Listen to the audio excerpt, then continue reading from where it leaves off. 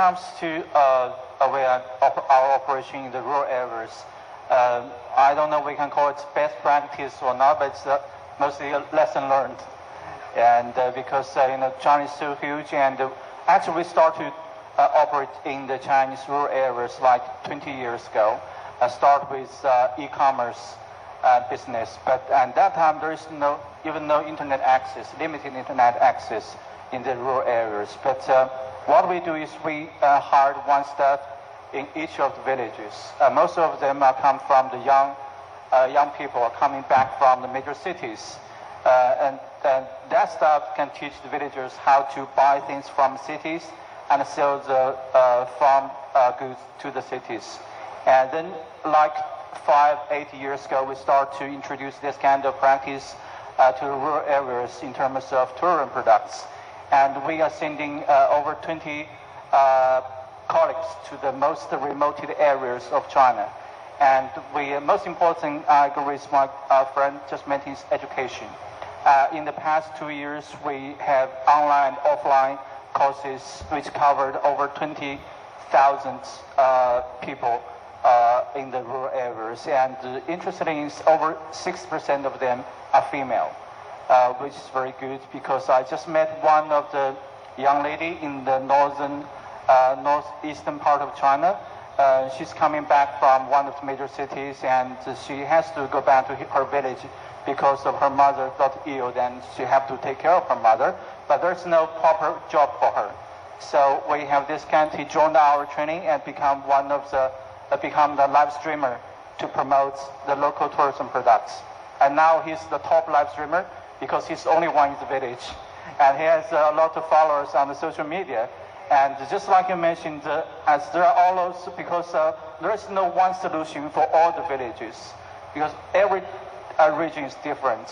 We have places like you mentioned, we have tourists combined with sports like basketball, football, which are very popular last year in China.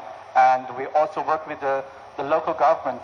Their support is very important to attract more attentions from both from domestic and abroad.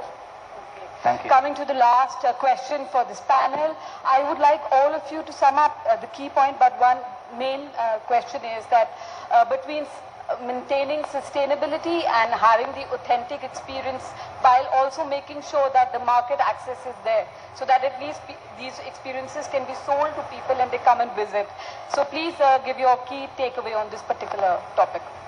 Starting with you, Bobby, please. Yeah, so I think that is the key thing is we focus on the high quality and sustainable tourism products, because it's the core of everything, because we don't have the wood product, the sustainable products, so we don't do anything.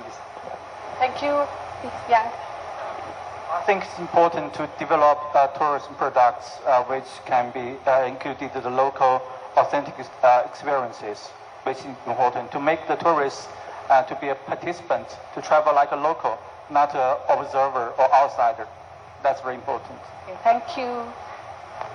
I want to add what Bobby told us about quality or value of the tourism product in rural areas. I think it comes from the kind of storytelling or hospitality, interaction, interpretation, local peoples, meeting with local people.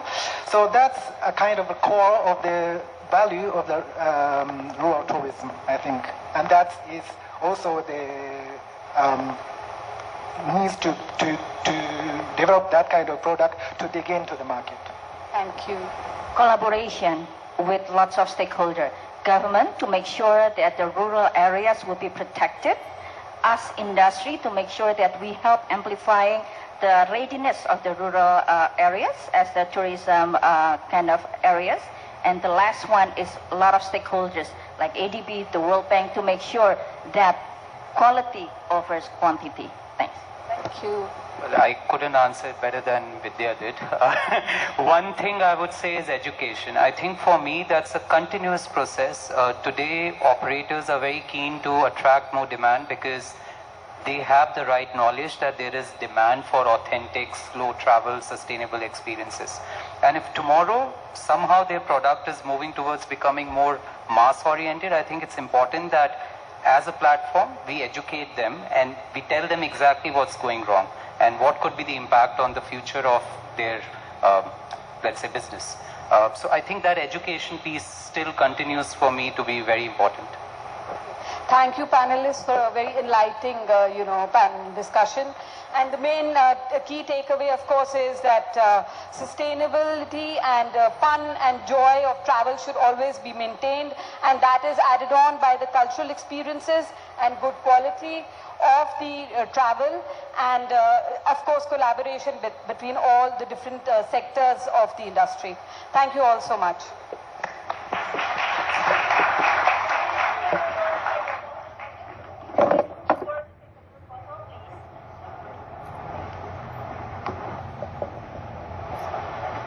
Thank you so much, and please move forward and take the photo together.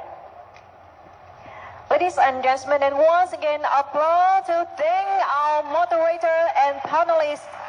Thank you so much.